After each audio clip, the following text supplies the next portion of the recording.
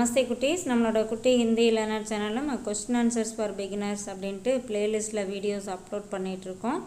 5th playlist இப்போ போயிட்டுருக்கு. அதில் 13th வீடியோ. இதில் என்னென்ன கொஸ்டின்ஸ் இருக்குது, எப்படிலாம் நம்ம ஆன்சர் பண்ணலாம் அப்படிங்கிறத இந்த வீடியோவில் நம்ம பார்க்கலாம். ஓகே, இப்போ இன்றைக்கி வீடியோ பார்க்கலாம். இதுவும் போன வீடியோவோட தொடர்ச்சி தான். போன வீடியோவில் என்ன பார்த்தோம் அப்படின்னா, ஆட்டோ டிரைவருக்கும் பேசஞ்சருக்கும் நடுவில் கான்வர்சேஷன் போயிட்டு இருந்துச்சு இல்லையா? அதோட தொடர்ச்சி தான் இந்த வீடியோவும். இப்போ வந்து ஒரு இடத்துல வண்டி நிற்கிது அப்படின்னா நம்ம கொஸ்டின் கேட்போம் இல்லையா? ஏன் வண்டி நிற்கிது, ஏன் வண்டியை நிறுத்திருக்கீங்க அப்படிலாம் கேட்போம் இல்லையா? அந்த மாதிரி தான் கொஸ்டின்.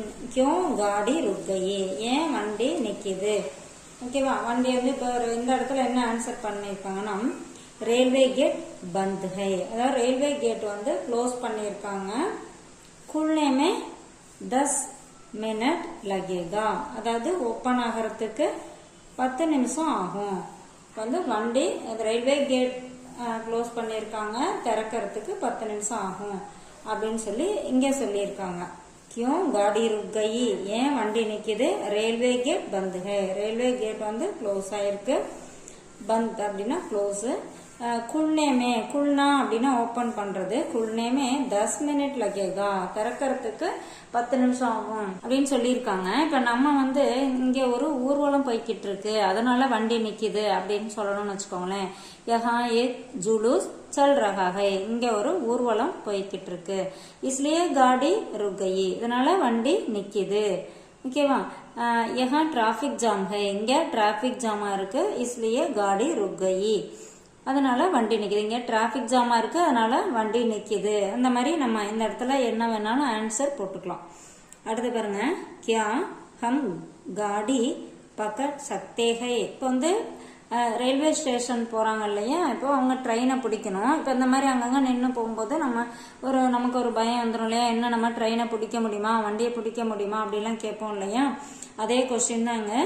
கியா ஹம் காடி பக்கட் சக்தே ஹை, என்ன நம்ம வண்டியை பிடிக்க முடியுமா, இல்லை நாங்கள் இப்போ ஒரு 2-3 பேர் போகிறாங்க அப்படின்னா நாங்கள் வண்டியை பிடிக்க முடியுமா, என்னப்பா வண்டி அங்கங்கே நின்று போகுதே, நம்ம ட்ரெயினை பிடிக்க முடியுமா, வண்டியை பிடிக்க முடியுமா அப்படிலாம் கொஸ்டின் கேட்குறோம் இல்லையா? அதே தான் கியா ஹம் காடி பக்கட் சக்தே ஹை, என்ன நம்ம வண்டியை பிடிக்க முடியுமா.